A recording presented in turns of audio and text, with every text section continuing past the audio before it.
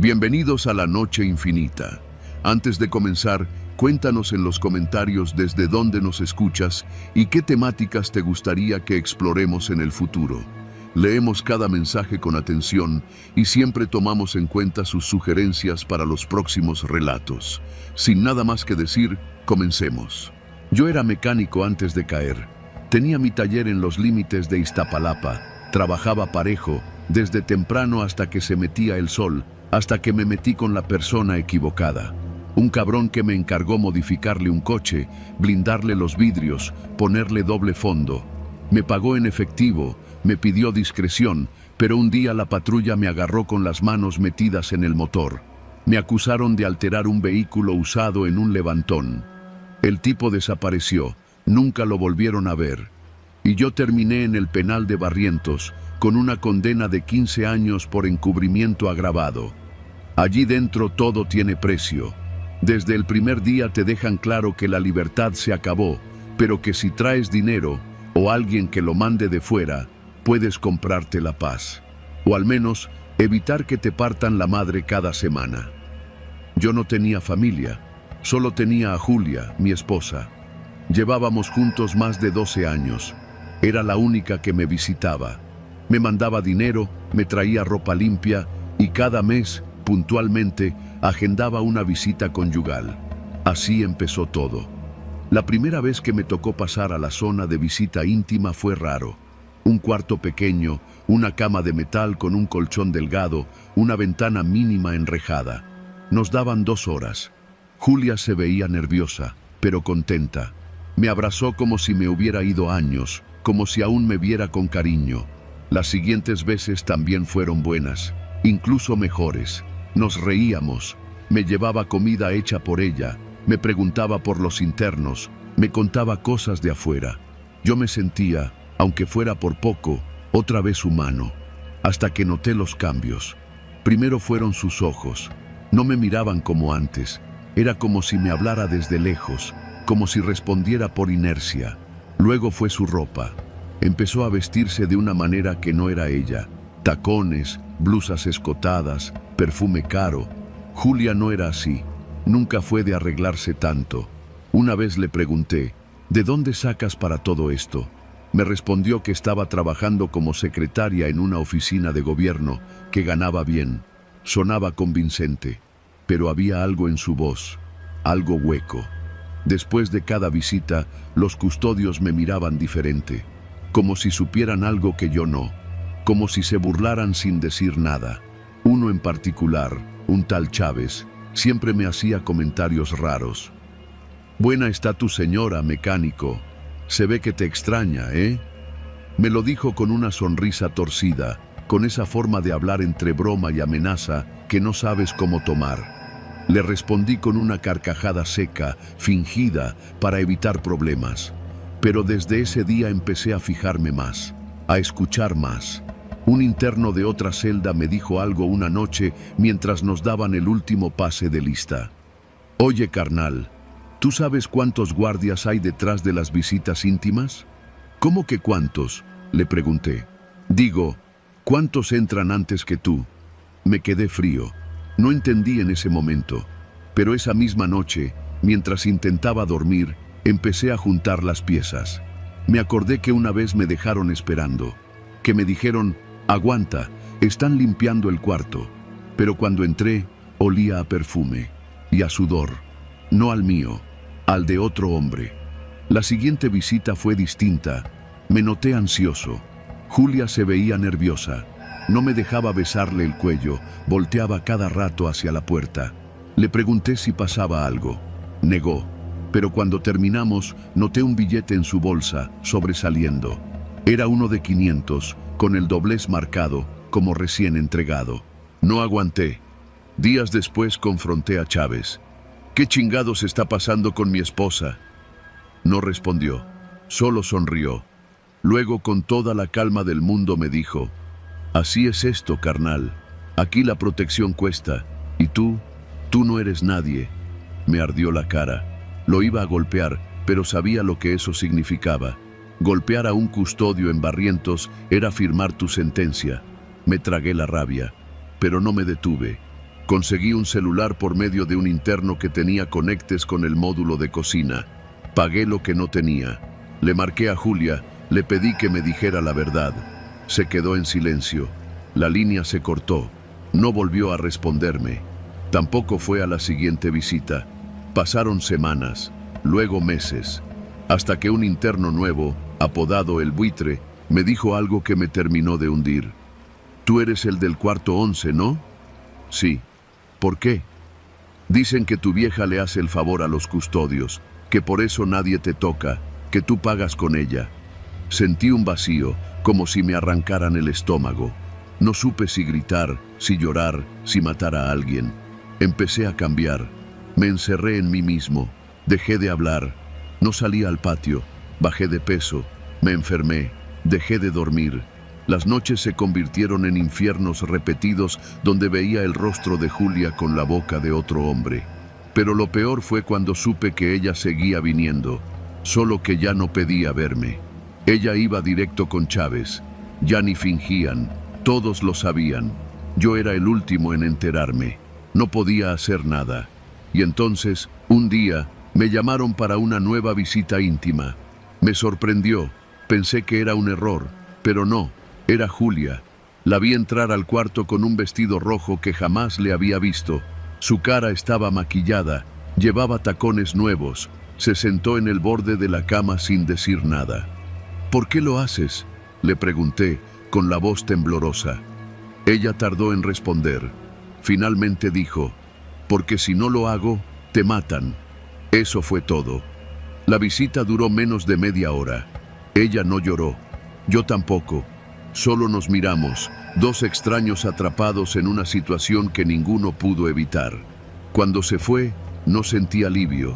Sentí vacío. Me di cuenta de que la cárcel no empieza con la celda, empieza con la culpa. Después de eso, dejé de recibir visitas. Julia desapareció.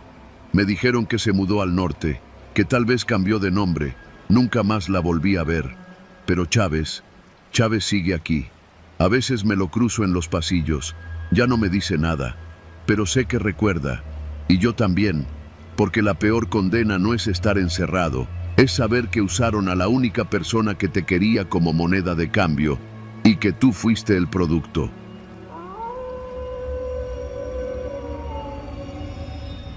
A veces pienso que fue una especie de justicia, no divina, no moral, pero sí una clase de equilibrio salvaje, retorcido, que se aplica en lugares como el penal de Topo Chico.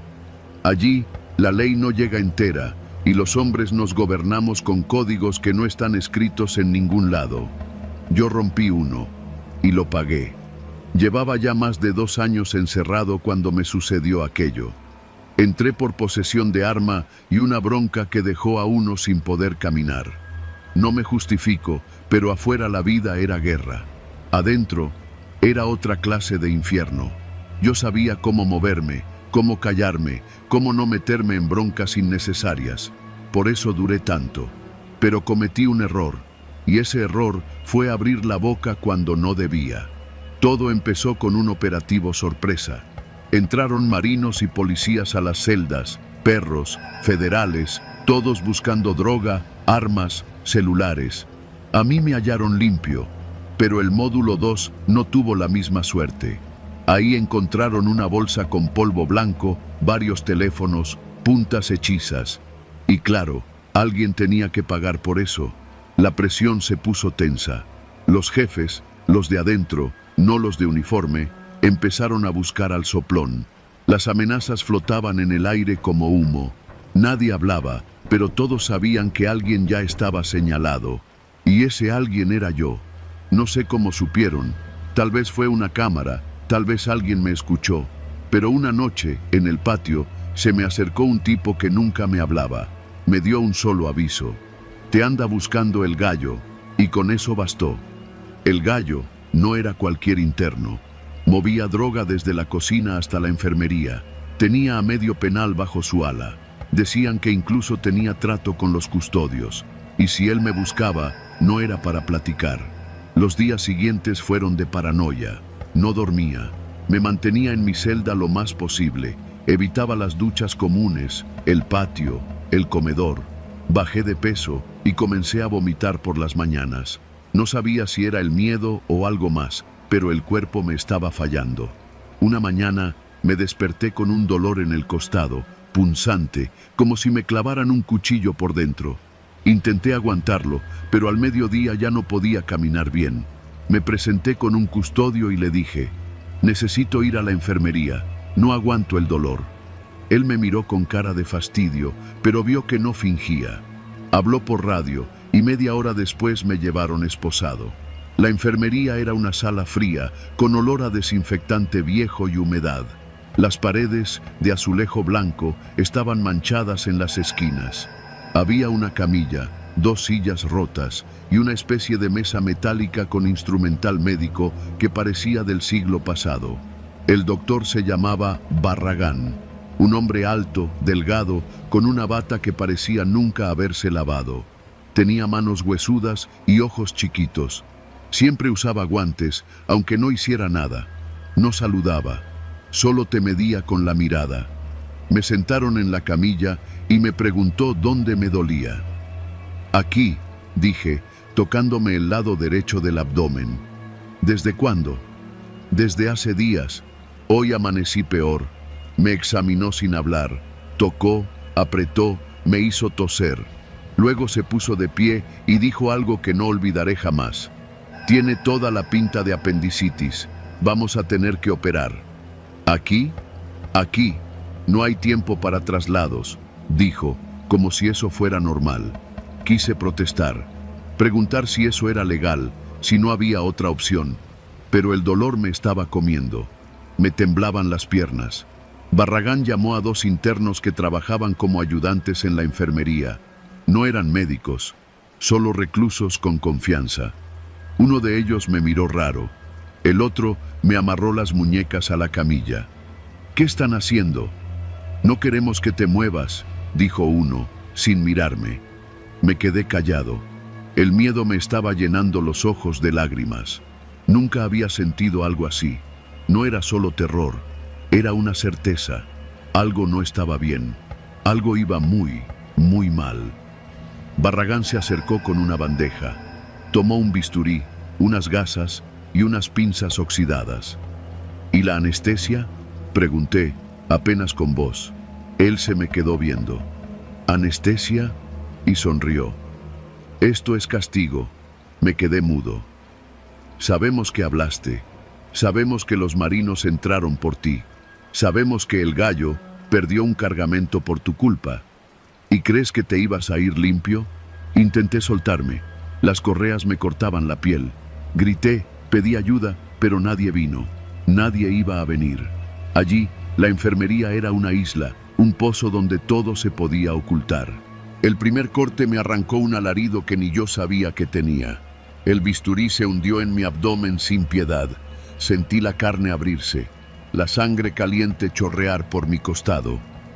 Barragán trabajaba con precisión, como si no le importara que estuviera despierto, como si le gustara.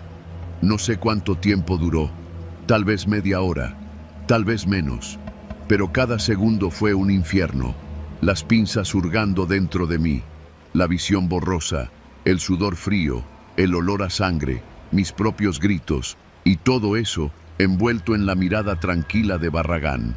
Cuando terminó, me cosió como pudo. Usó hilo grueso, del que parecía sacado de costura, no de cirugía. Me dejó vendado, atado a la camilla. Vomité 2 veces. Me desmayé y desperté de nuevo. Uno de los ayudantes me limpió la cara, casi con lástima. Pasé 2 días allí. Nadie vino a verme. No hubo supervisión médica. Nadie revisó los signos vitales. Solo me dejaban agua, un poco de arroz frío y un trapeador para limpiar lo que escupiera. Al tercer día me sacaron de ahí. Caminaba encorvado. Los puntos me dolían como si tuvieran clavos adentro. Volví a mi celda en silencio, con la cabeza baja. Nadie me preguntó qué me había pasado. Nadie me dijo nada. Todos sabían, todos lo aceptaban. Desde entonces, vivo callado. La herida sanó mal. Me quedó una cicatriz que a veces se abre si me esfuerzo demasiado. No puedo dormir bien. y cada vez que oigo la palabra enfermería, me da un vuelco el estómago. Hay castigos peores que la muerte, y ese fue el mío.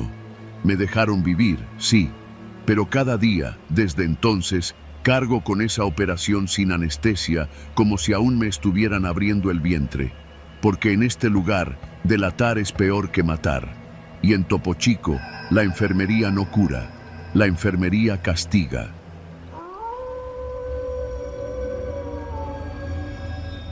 Me llamo Manuel Mendoza, número de interno 114. Estoy recluido en el Penal Federal número 1, también conocido como el Altiplano. Desde hace 3 días, o al menos eso creo, estoy en la celda de castigo. Aquí no hay reloj, no hay ventanas, no hay diferencia entre el día y la noche.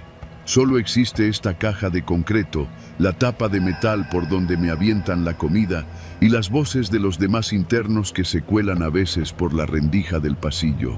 Estoy aquí porque le rompí la nariz a un cabrón del módulo 4 que quiso meterme mano en las regaderas. Lo tumbaron en el acto, con la cara llena de sangre y sin 2 dientes. No me arrepiento, pero en esta cárcel no se premia la dignidad. Me castigaron con aislamiento por agredir a otro interno, así le dicen ellos. Pero esto no es castigo, esto es tortura silenciosa. La celda mide 2 por 2. No hay cama, solo una colchoneta que apesta a orines y humedad y una taza de baño metálica incrustada en la esquina. Me quitaron el cepillo, la toalla, los libros. Me dejaron con lo puesto, un pants gris, una camiseta con el logo del reclusorio y un par de sandalias rotas. No tengo con qué escribir, pero igual no tendría a quien contarle esto. Solo me queda pensar y escuchar, porque escuchar es lo único que no puedes evitar aquí. La primera noche escuché pasos. Algunos eran de custodios, otros no. Algunos pasos se acercaban a la reja del pasillo y se quedaban ahí, en silencio, observando. Sentía su mirada clavada, incluso si no los veía. A veces decían mi nombre, suave, como quien llama a un perro desde la reja de una casa. 114. Ya casi sales, carnal. La segunda noche fue peor. A eso de lo que supongo eran las 3 de la madrugada, escuché risas. Muchas, como si hubiera fiesta en los módulos. Una voz gruesa, que reconocí de inmediato, el negro Márquez, del módulo 2, gritó desde el fondo. Apuesten, hijos de puta, apuesten a ver quién será el primero que le reviente el culo al 114 cuando lo saquen de castigo. Y todos se rieron, todos. No es que el miedo me paralizara, es que me vació por dentro. Me senté contra la pared, temblando, escuchando cómo discutían las reglas de esa apuesta como si fuera una pelea de gallos. Nada de cuchillo, así, directo, que sienta quién manda en este rancho. Si grita mejor, así nos calentamos más. A mí déjenme grabarlo nomás, quiero el video para venderlo afuera. Lloré en silencio, no lo niego, pero no fue un llanto de víctima. Fue rabia, rabia porque esto ya lo había vivido. Entré a este infierno hace 3 meses. Mi condena es de 25 años. Dicen que maté a mi esposa, que la apuñalé frente a mis hijas. No fue así, pero eso ya no importa. Aquí, en este lugar, la verdad no sirve de nada. Aquí solo importa lo que dicen los expedientes, lo que creen los otros internos y lo que ven los custodios sin decir nada. Desde que llegué, se me fueron encima como si olieran la debilidad. Y no soy débil. He trabajado en la construcción, cargando bultos, bajo el sol, desde los 15 años. Pero aquí la fuerza no es solo física. Aquí la fuerza se mide en el número de cigarros que puedes repartir, en las veces que haces llorar a otro preso sin tocarlo. Desde el primer día me hicieron saber que era carne nueva. Una noche, en el comedor, me aventaron la charola, sin razón.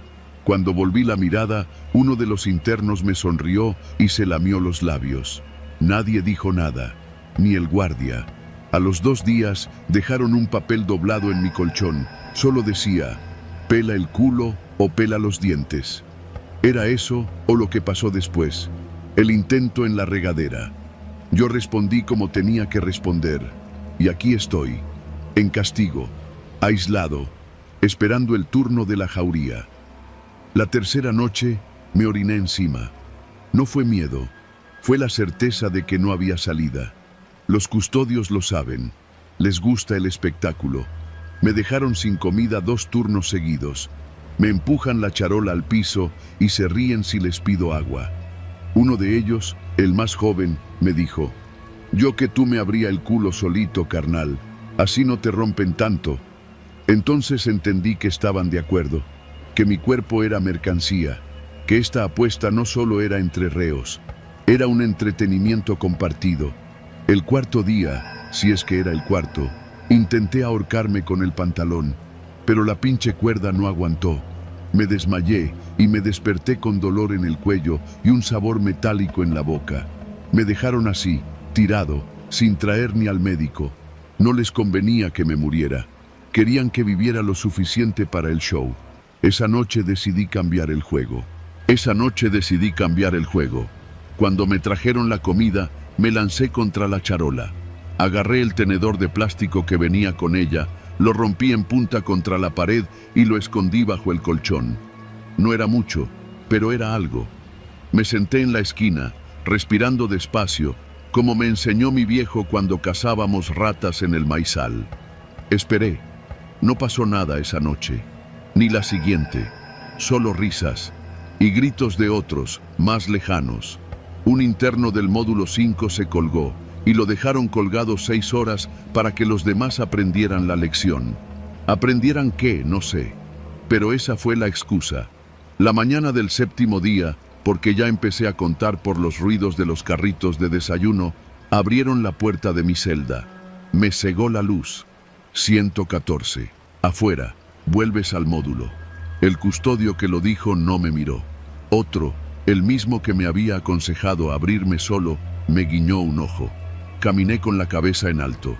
Sentía el tenedor afilado entre las nalgas, envuelto en el dobladillo de la calzonera. Lo había pegado con saliva y orines, y esperaba que no se cayera. Al cruzar el pasillo, escuché los murmullos. Los mismos cabrones que habían hecho la apuesta me miraban desde sus celdas. Algunos sonreían, otros solo me escaneaban, esperando que mostrara miedo. No lo hice.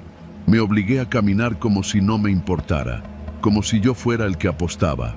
Me metieron de nuevo al módulo 3. Mi celda estaba abierta. Tenía nuevo compañero, un tipo enorme, tatuajes hasta en los párpados. Lo conocían como el Perico, porque hablaba solo y repetía frases como un loro. Había matado a 2 custodios en otro penal y lo trasladaron aquí para calmarse. Nos quedamos frente a frente. Me escaneó de arriba a abajo.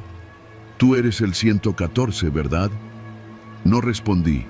Me metí a la celda y me senté en la esquina, con el cuerpo tenso, la mano cerca del pantalón. «Dicen que te van a estrenar, que ya hay lista de espera», se rió. «Entonces que empiece contigo», dije. Y lo ataqué, con todo. Le metí el tenedor al cuello. No lo maté, pero sangró como cerdo. Gritó, se revolcó en el piso. Cuando los custodios llegaron, yo ya estaba contra la pared, las manos arriba, el rostro manchado de sangre ajena y la mirada vacía. Me llevaron otra vez al castigo, pero esa vez me dejaron con el tenedor. No dijeron nada, ni un solo comentario, solo me encerraron, como si hubieran entendido. Y esa noche, por primera vez, hubo silencio.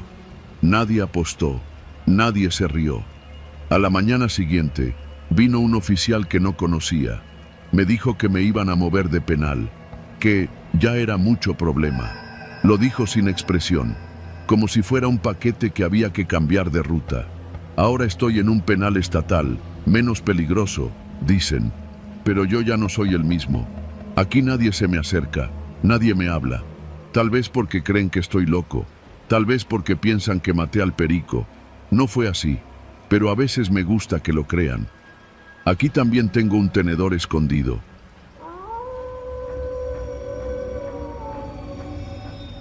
Nunca pensé que el primer día fuera a marcarme para siempre. Era mi segundo día como custodio en el Centro de Readaptación Social Estatal de Altamira, Tamaulipas. Llevaba tiempo buscando trabajo y al fin lo había conseguido por una recomendación de un excompañero de la prepa que ahora era policía. Según él, era fácil. Solo es cuestión de cuidar que los internos no se maten entre ellos y no meterse en pedos. Me tocó el turno de la madrugada, el que nadie quiere. El horario menos supervisado, el más oscuro, el más sucio. Yo apenas si me había presentado el día anterior, ni siquiera conocía bien la distribución completa del penal. Mi uniforme todavía crujía como nuevo, el gafete mal plastificado colgando de mi pecho. Nadie me conocía, yo no conocía a nadie, y eso, descubrí muy tarde, era exactamente lo que me hacía útil. Desde la primera hora los otros custodios me vieron como un pendejo. Uno de ellos, Cárdenas, me echó el ojo desde el principio. Me hablaba con ese tono de burla disfrazado de camaradería. Me decía que no me preocupara, que la noche iba a estar tranquila, que si tenía hambre me podía echar un lonchecito con él en la caseta. Acepté. Ya había pasado el primer pase de lista y todo parecía estar bajo control. Mientras partíamos unos tacos fríos en una servilleta grasosa, Cárdenas se echó un cigarro y me soltó el comentario casual. Si algún interno se te acerca con una petición, tú escucha, pero no hagas nada sin consultarme, ¿va? Aquí las cosas no se hacen como dice el reglamento, se hacen como se deben hacer. Asentí, aunque no entendí del todo. No era tonto, sabía que había corrupción. Lo que no sabía era que estaba a punto de convertirme en parte de ella. Pasaron algunas horas y en el segundo recorrido me tocó hacer la revisión del módulo 3. Era el de alta seguridad, aunque eso en Altamira es relativo.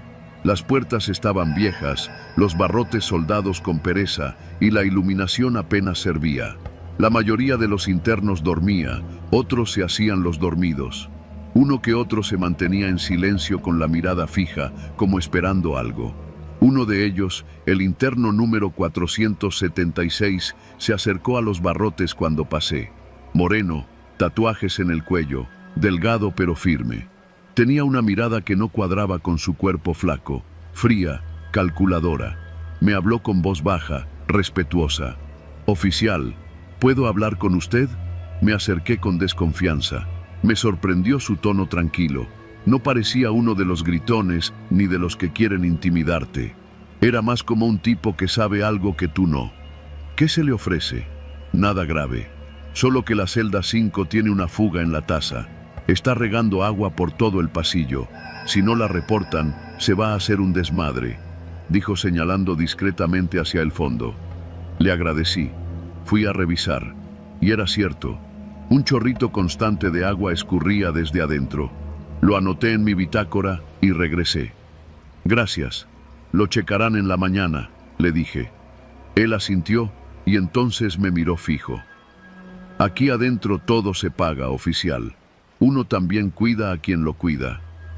Y sin más, sacó un pequeño paquete de celofán de su manga y lo deslizó por entre los barrotes. Un billete enrollado, apenas visible. Me quedé congelado. No sabía si tomarlo. El instinto me decía que no. Pero mi otra voz, la que ya pensaba en mi sueldo de 7.500 al mes, decía que era inofensivo. Miré alrededor. Nadie más estaba ahí. Solo yo. Y él. «Es poquito», dijo con media sonrisa. «Para el café». Lo tomé. Maldita sea, lo tomé. Volví a la caseta como si nada. Pero no podía evitar mirar ese rollito en mi bolsa.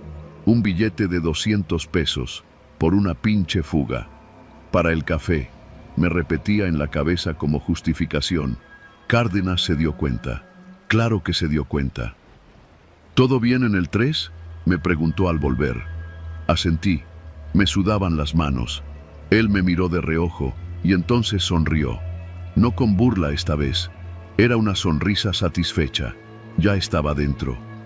«Bien, novato. Ya empezaste a entender».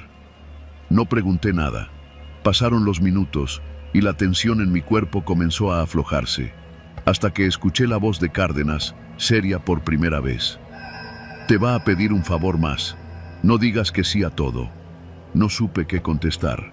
El interno 476 me esperaba en el mismo lugar en el siguiente recorrido. Esta vez no traía nada en la mano. solo palabras. Oficial, necesito que me haga un paro, empezó. Hay que sacar unas herramientas de mantenimiento del depósito, las guardan en la bodega 2. Usted tiene las llaves. ¿Qué herramientas? Cosas básicas, una cegueta, un desarmador plano, tal vez un alicate. No es para nada raro. Pida las llaves a su compañero de la Torre 1. Yo solo las necesito un momento. Me quedé callado. Es para arreglar la pinche taza. Si no lo hago yo, se va a inundar. Ya le avisé y nadie ha venido. Eso no me toca a mí, respondí, pero no con firmeza. Él sonrió, no burlonamente. Era una sonrisa de paciencia, como quien sabe que va a ganar. ¿Sabe qué es lo que pasa con los custodios nuevos, oficial? Que nadie les dice que aquí adentro hay dos leyes, la suya y la nuestra. La suya es de papel, la nuestra está escrita en los muros. Y entonces lo soltó. Pídalas, no más eso, pídalas. Yo me encargo del resto. Se va a ver bien con los de arriba. Eso último fue lo que me convenció. La idea de que los demás lo vieran como que me encargué, que no fui un estorbo, que respondí. Pedí las llaves. Dije que me las habían solicitado para revisar una fuga. El custodio de la Torre 1 me las entregó sin chistar. Me temblaban los dedos mientras abría la pequeña bodega. Saqué una pequeña caja con herramientas básicas. Cerré la bodega. Fui hacia el módulo. En el pasillo vacío me esperaba él. Ya estaba afuera de su celda. Gracias, oficial. Con esto ya estuvo. Y entonces algo en su mirada cambió. Esa frialdad paciente dio paso a algo más violento. Ya no me miraba como a un aliado, me miraba como a un obstáculo menos. Una última cosa, dijo, y de pronto sentí un jalón en el cuello, una presión bestial. Intenté gritar, pero no salió sonido alguno. Su brazo me inmovilizó como si supiera exactamente cómo cortar la circulación. Me vi cayendo. Los barrotes bailaban en mis ojos. Todo era ruido lejano. Pensé que me estaba matando, que me iba a degollar. Pero no. Desperté minutos después, tirado, aún vivo, aturdido. Me ardía la garganta, y las llaves ya no estaban. Lo había dejado salir, con mis manos. Corrí a alertar, pedí refuerzos, toqué la alarma, pero cuando llegaron, ya era tarde. El interno 476 no huyó, no lo necesitaba. Solo cruzó hacia el módulo 2 y entró a otra celda. Cuando lo encontraron, estaba con un custodio adentro, uno de los que tenía cuentas pendientes con los de adentro. Lo habían degollado con la cegueta que yo mismo entregué. Su cuerpo estaba sentado, con la cara destrozada y la garganta convertida en una mueca imposible. Me suspendieron, me interrogaron, me hicieron firmar papeles. Nadie creyó que fui engañado, nadie quiso hacerlo, y aún así sobreviví. Meses después, trabajo en una maquiladora, de noche, lejos de Altamira. De vez en cuando me despierto sudando, me acuerdo de su voz. Solo es para arreglar la taza. Y me recuerdo, con asco y vergüenza, que vendí mi voluntad por 200 pesos, el precio de las llaves del infierno.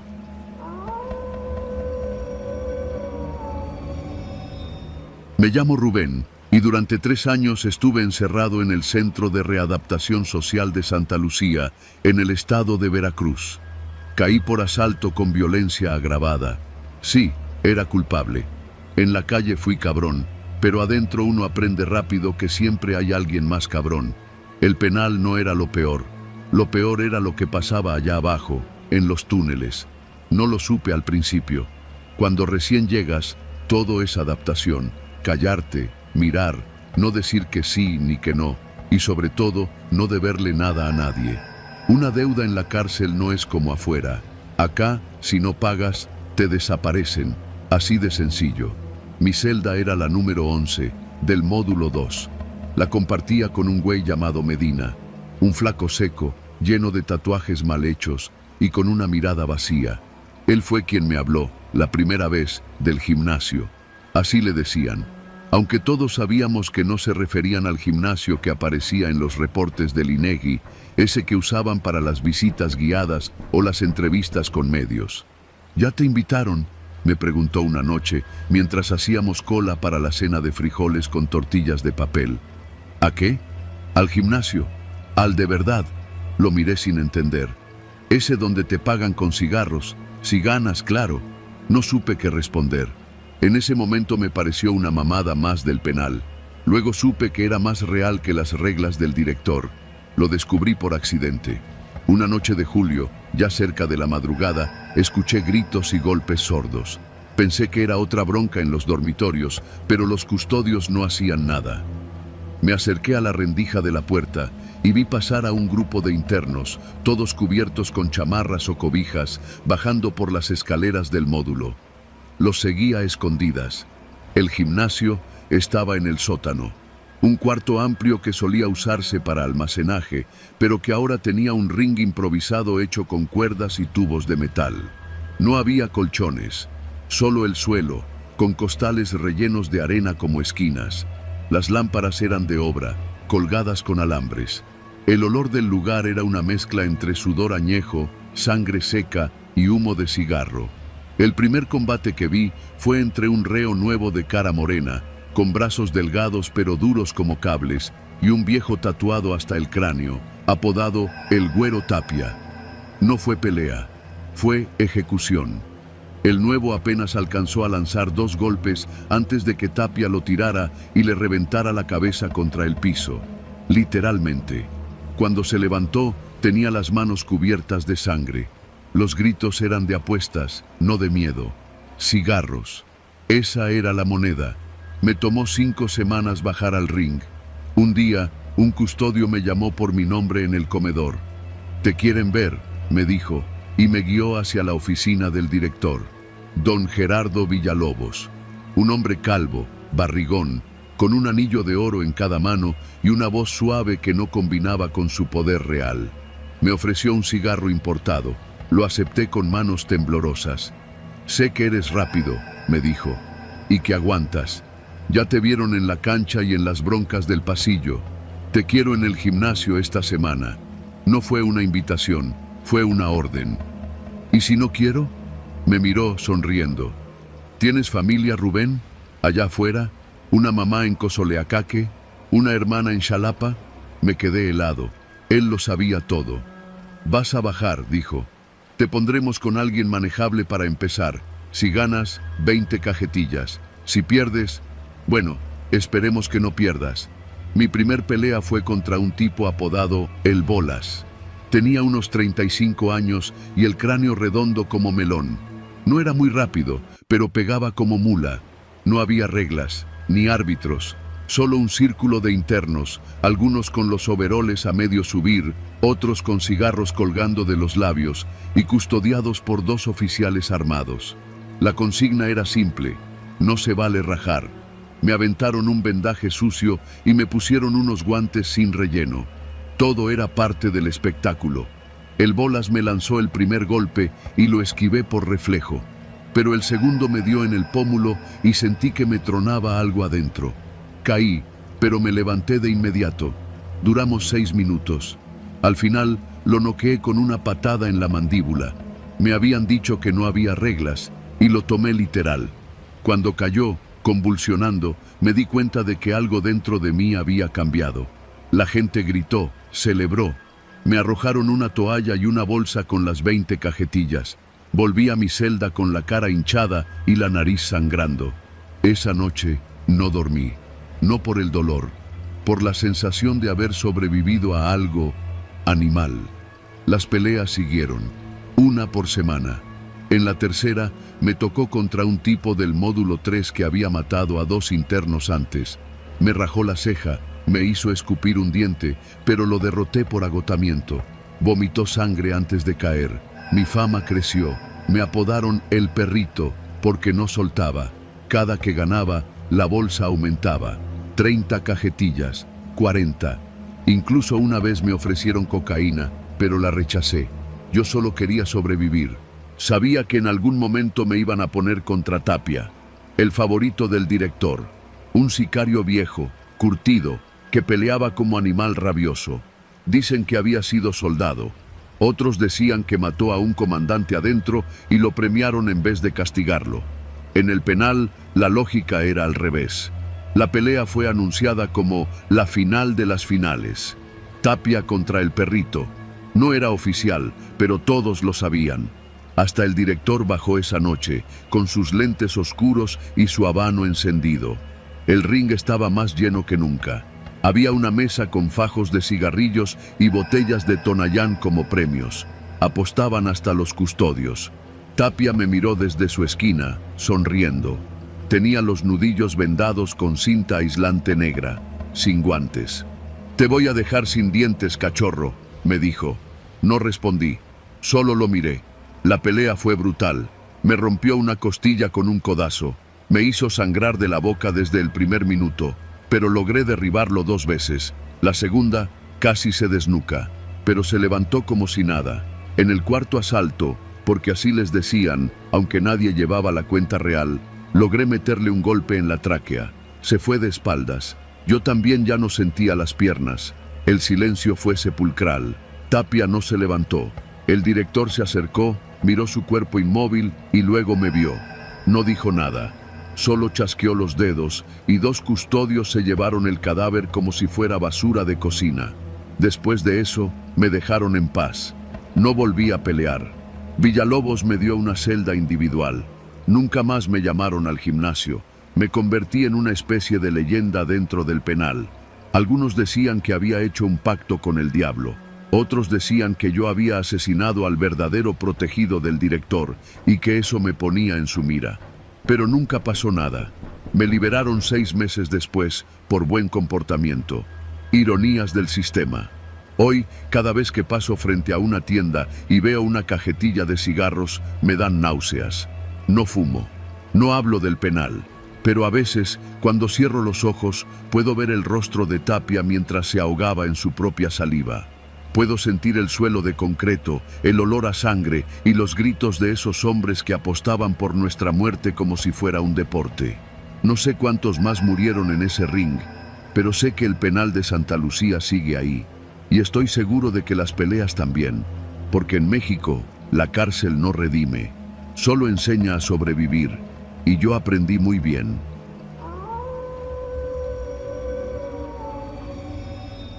Me llamo Rafael y estoy encerrado en el Centro de Reinserción Social de Apodaca, en el estado de Nuevo León. Llevo poco más de 3 años en este infierno, y si las cosas no se tuercen más, saldré en 7. Pero si te soy sincero, no estoy seguro de que eso llegue a pasar. Estoy en el módulo 5. Es uno de los más silenciosos del penal, y eso no es buena señal. Aquí nadie grita, nadie canta, nadie se ríe. El silencio es un idioma que aprendemos a hablar a fuerza de miedo. Todos sabemos que en este módulo hay algo que no se dice en voz alta, algo que se entierra, literalmente, cada noche, y que nos obliga a bajar la cabeza y seguir con vida. Yo era el nuevo. Llegué después de un motín en el módulo 2. Me trasladaron a este como castigo, o al menos eso me dijeron. Pero fue una jugada sucia. Me querían hacer callar. Aquí me iban a desaparecer en vida, igual que a los otros. Los primeros días no entendía por qué todos caminaban despacio, como si estuvieran midiendo sus pasos. Nadie cruzaba más de 2 palabras conmigo. El único que me habló fue el flaco, un interno viejo, que lleva más tiempo adentro que afuera. «No hagas preguntas, carnal», me dijo la primera noche. «Aquí lo que ves, lo olvidas. Lo que oyes, lo entierras». Yo pensé que era una advertencia metafórica, pero no. Las luces del módulo se apagan a las 9 de la noche. Pero en el módulo 5, desde hace meses, hay otra rutina. Después de que se apagan, un grupo de internos seleccionados recibe una orden de los custodios.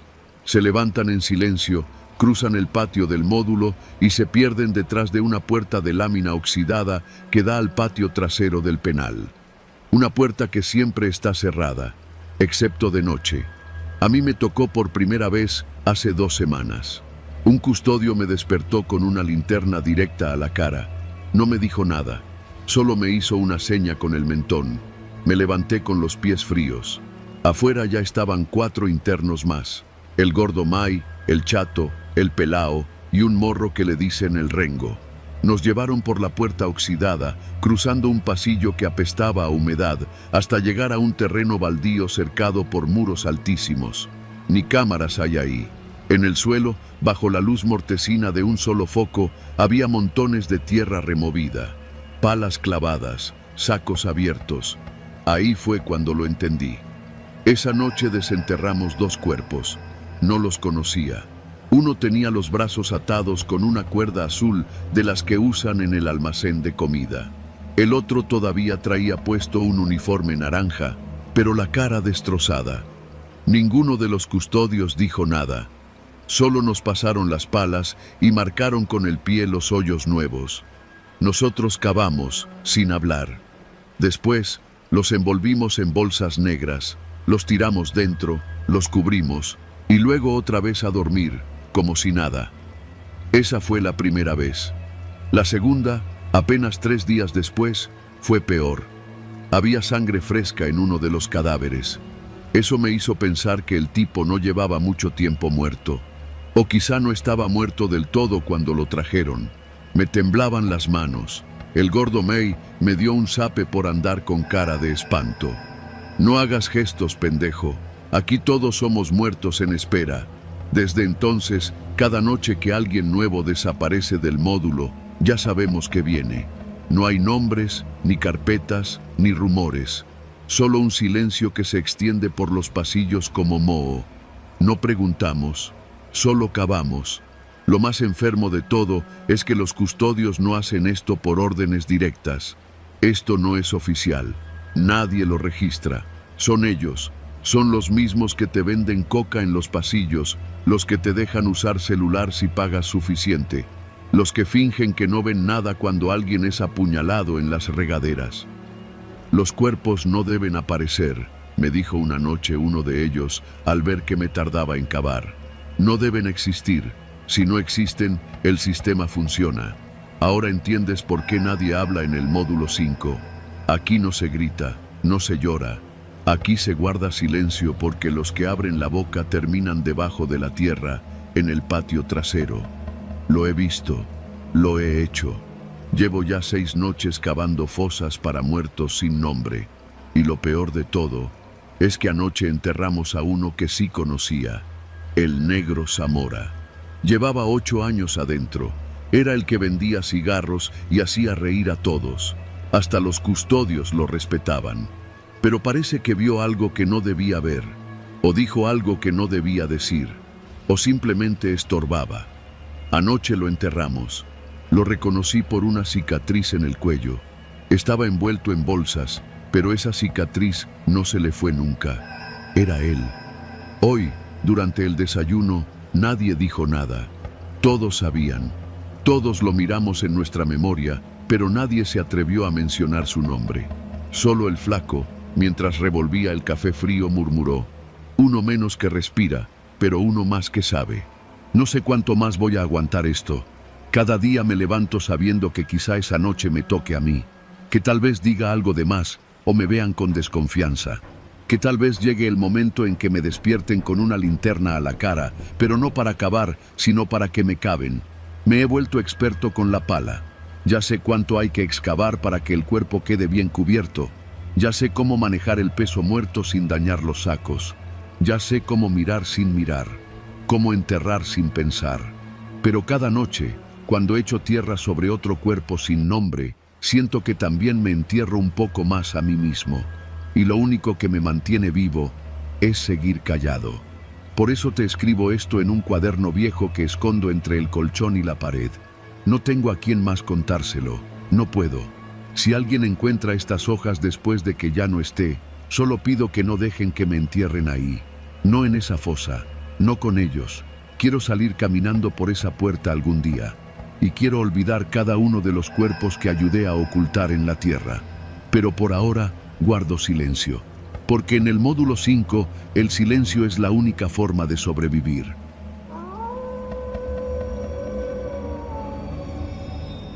Me llamo Adrián y durante más de 20 años trabajé como guardia de seguridad en distintos lugares, fraccionamientos, fábricas, centros de distribución y desde hace 3 años en una empresa de logística en la Colonia Vallejo, en la Ciudad de México. El lugar era un complejo amplio, con patio para tráileres, cámaras de seguridad en cada esquina y un sistema de rondines que debía seguirse al pie de la letra. Nuestro pequeño dormitorio, donde dormíamos los custodios que cubríamos turno nocturno, estaba detrás de la caseta principal. Un cuarto con 2 catres, un ventilador que apenas funcionaba y un baño que parecía abandonado desde la Revolución. El techo tenía manchas de humedad y el olor a plástico caliente nunca se iba, ni siquiera cuando abríamos la ventana. Yo trabajaba de noche con otros 2 compañeros, Hugo y Damián. Los 3 teníamos entre 40 y tantos y 50 y pocos, cada quien con sus problemas y manías. Pero si algo nos caracterizaba, era que sabíamos dónde terminaba la línea entre hacer la vista gorda y meterse en broncas. Todos menos Hugo. Hugo era el tipo de guardia que presume de honesto como quien presume de que nunca ha fumado mota. Tenía esa actitud moralista que cansa, que irrita. Siempre estaba vigilando a los demás, reportando cosas mínimas, grabando con su celular cuando veía que alguien salía con una caja de más del almacén. El que nada debe, nada teme, decía con su voz ronca mientras tomaba su café negro sin azúcar. Un día llegó el nuevo supervisor, un tipo joven, con barba perfectamente delineada y una actitud de superioridad que se notaba desde que se bajaba del coche. Se llamaba Raúl. No hablaba mucho con nosotros, pero sí con la gente de almacén. De inmediato empezó a hacer ajustes, cambió los horarios, los puntos de rondín y ordenó colocar nuevas cámaras en la zona donde descargaban los tráileres. También empezó a desaparecer mercancía, despacio, en silencio, cajas de electrónicos, productos pequeños pero de alto valor. Damián y yo lo notamos, claro que sí. No éramos pendejos. Pero nadie decía nada. Nadie quería ser el idiota que se quedaba sin trabajo por meterse en lo que no le tocaba. Excepto Hugo. El imbécil empezó a tomar notas, a grabar con el celular, a reunir evidencias, como si trabajara en la fiscalía. Una noche nos mostró su archivo en una USB.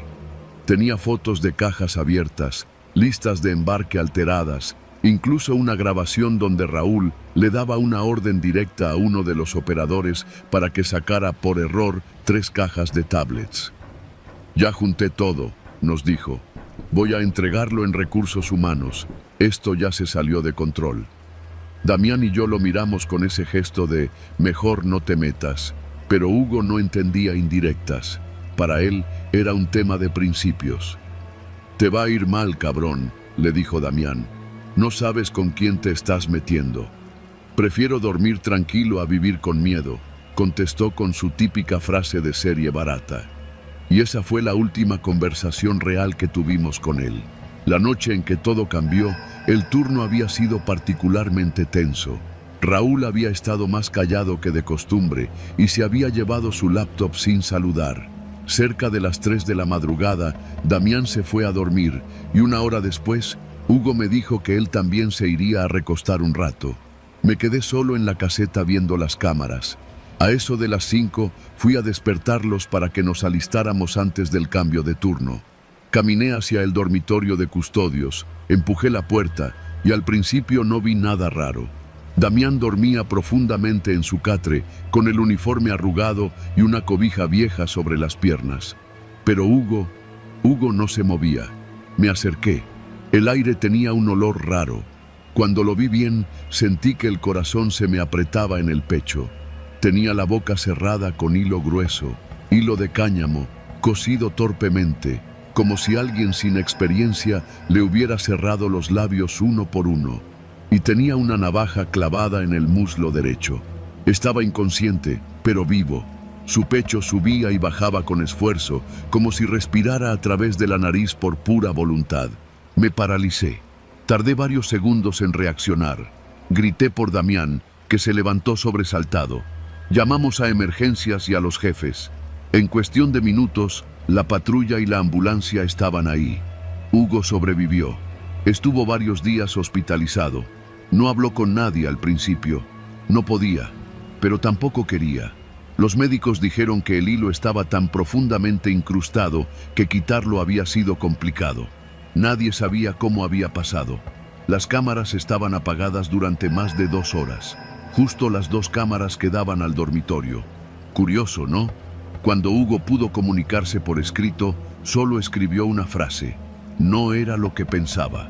Nadie lo entendió. O eso dijeron. Una semana después, el supervisor Raúl fue ascendido.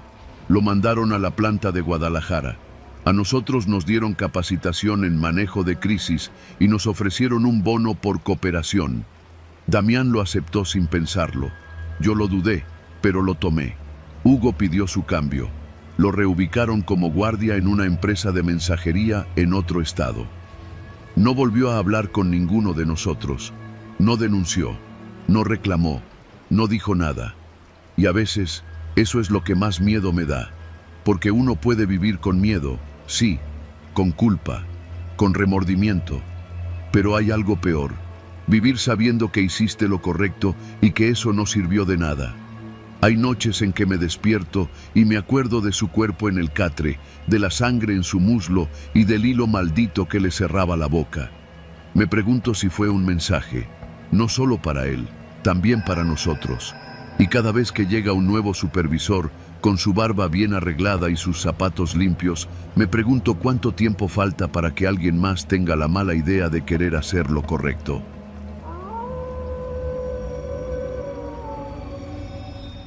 Nunca pensé que lo peor de estar encerrado sería la hora de la comida. No me malinterpretes. Uno aprende a convivir con los gritos, los golpes a medianoche, los cateos sorpresa y los custodios que fingen no ver lo que pasa. Pero cuando ves a más de 100 hombres en un comedor comiendo con la cabeza agachada y las mandíbulas apretadas, sabiendo lo que tú también sabes, algo en el estómago se te retuerce para siempre. Yo caí al penal de Gómez Farías, en el sur de Tamaulipas, hace ya casi 7 años. Me agarraron con mercancía que no era mía y la condena fue por encubrimiento. 5 años. Voy por el 7º, pero esa es otra historia. Esta historia comienza una mañana común, una de esas donde el aire huele a cloro barato y sudor fermentado, y la campana del comedor suena como si alguien le estuviera pegando con desesperación. A las 7:30, el sonido nos parte la cabeza. ¡A desayunar, hijos de la chingada! Ese día fue martes. Lo sé porque los martes sirven una especie de avena tibia con galletas duras. Pero esa vez, al llegar al comedor, noté que la fila no se movía. Todos estaban inquietos. En lugar de sus charolas de plástico azul, muchos tenían solo una cuchara en la mano. Los custodios estaban en su sitio, sí, pero no hacían nada. Ni nos apuraban, ni gritaban, ni empujaban como de costumbre. Fue entonces que vi a el chino detrás del mostrador. Él nunca estaba ahí. Él no era de cocina, era de abastos, y todo el mundo sabía que era uno de los de confianza del Fiera, el interno con más poder del módulo 2. Junto a el chino estaban 2 más que también trabajaban con el Fiera, Buitre y Carmelo. Lo raro no era solo que estuvieran sirviendo, lo raro era el olor. No era el tufo ácido del aceite requemado, ni el típico olor a cebolla vieja. Era algo más fuerte, un aroma dulce y espeso, como grasa derretida con especias. Algo que nunca había olido dentro del penal, algo que no me cuadraba. Uno por uno, los presos íbamos pasando y ellos servían estofado. Así lo dijeron, con esa palabra. Estofado de res, perro, con harta papa. Anda, agarra. Nadie preguntó nada. Nadie preguntó por qué servían estofado un martes. Nadie preguntó por qué el chino y sus cuates estaban en la cocina. Nadie preguntó por qué los cocineros de siempre no estaban. Y tampoco nadie preguntó por qué faltaban 2 internos en la fila. Yo tampoco lo hice. Con la charola caliente entre las manos me fui a sentar junto a Morales, mi compañero de celda. Él tenía los ojos clavados en la comida, pero no la probaba. ¿Tú sabías que hoy iban a cambiar el menú? No, pero no preguntes. ¿Y los de cocina? Tampoco preguntes. Me reí, nervioso. Fue una risa tonta, sin fuerza. El estofado humeaba, con un aroma a especias que era casi seductor, y el hambre me estaba matando. Ya llevaba 2 días sin probar bien la comida por una infección estomacal, pero esa carne no era carne común. La textura era demasiado tierna, demasiado suave, y las papas estaban cortadas de una forma meticulosa, como si alguien hubiera puesto especial atención en cada trozo. No era comida de penal, era otra cosa. Morales al fin habló, en voz muy baja. Faltan el negro y el Toñito. Lo miré. Él seguía con la vista baja, pero sabía lo que estaba insinuando. El negro y Toñito eran de la cocina. Siempre los veías desde temprano, con sus uniformes blancos, moviéndose entre las cacerolas. Ese martes no estaban, y nadie, absolutamente nadie, había dicho nada. Esa fue la primera vez que lo noté. El silencio. Nadie hablaba en el comedor, solo el sonido de las cucharas chocando contra las charolas. Todos masticaban lento, sin levantar la mirada, como si cada bocado les costara la vida. Comí, yo también comí. No mucho, pero lo suficiente para quedarme con esa sensación grasosa en la lengua. Y sí, era carne, pero no sabría decirte de qué tipo. Esa noche, el penal entero estaba tenso. En el módulo 2 se oían golpes y arrastres, gente llorando. Nadie quería contar nada, pero los rumores comenzaron a circular, que habían agarrado al negro robándose manteca, que Toñito lo había encubierto, que el fiera se había enterado y decidió hacer justicia. Pero luego alguien dijo algo que me heló la sangre, que no los habían matado, no así, que primero los cocinaron. No creí en esa versión, al menos no al principio, pero pasaron los días y nadie volvió a verlos. Ni un traslado, ni una bronca, ni una nota, nada. Los dos simplemente desaparecieron del penal, como si se los hubiera tragado la tierra. Una semana después, el chino volvió al comedor. Sirvió otra vez. Esta vez no era estofado, sino arroz con carne molida. Pero todos supimos que la carne tampoco venía de la cocina oficial. Y luego, otra vez, 2 más desaparecieron. Un colombiano y un chavo que apenas llevaba un mes. Ambos eran callados, sin broncas, sin deudas, pero desaparecieron igual. Y al tercer día, otra comida especial. Ahí fue cuando el miedo se instaló de forma permanente. Los más viejos del penal dejaron de comer carne. Solo aceptaban arroz, pan duro o frijoles. Los que tenían familiares afuera les pedían que les trajeran latas, atún, sopas instantáneas. Yo me uní a ellos. Empecé a rechazar la charola completa y me conformaba con el pan duro que daban al final del turno. Pero el chino se dio cuenta. Una tarde me detuvo en la fila. Me miró fijo. Tenía los ojos inyectados y la sonrisa floja, como si llevara días sin dormir. ¿Qué? ¿Ya no te gusta la comida de la casa? Tengo el estómago mal, mentí. Mejor me espero al pan. Te ves muy flaco, mi perro. Anda, come. Me llenó la charola con un guiso espeso, oscuro. El olor era el mismo, dulce, invasivo, como grasa de cerdo con canela. Me miró mientras lo hacía, como si esperara ver mi reacción. Yo no dije nada. Agarré la charola y me senté lejos de todos, fingiendo comer. Morales ya no estaba. Lo habían trasladado, o eso dijeron. Pero yo sabía que no era verdad, porque esa misma noche gritaron su nombre en la lista del pase de celda y nadie respondió. Y al día siguiente hubo carne. Supe entonces que no podía seguir ahí. Empecé a fingir locura. Hablaba solo, me orinaba encima, me negaba a salir de la celda. Quería que me mandaran al módulo psiquiátrico. No me importaba si me ponían camisa de fuerza. Prefería eso a terminar en una olla de acero inoxidable, cocinado con especias y papas. Después de varios reportes, un psicólogo me evaluó. No me creyó del todo, pero recomendó el traslado temporal al módulo médico. Desde ahí escribo esto. No me han vuelto a ofrecer carne. Aquí solo dan avena y arroz blanco. Y aunque no me crean, sé lo que vi, sé lo que escuché. En ese penal, los que desaparecen no se escapan, se los sirven a cucharadas.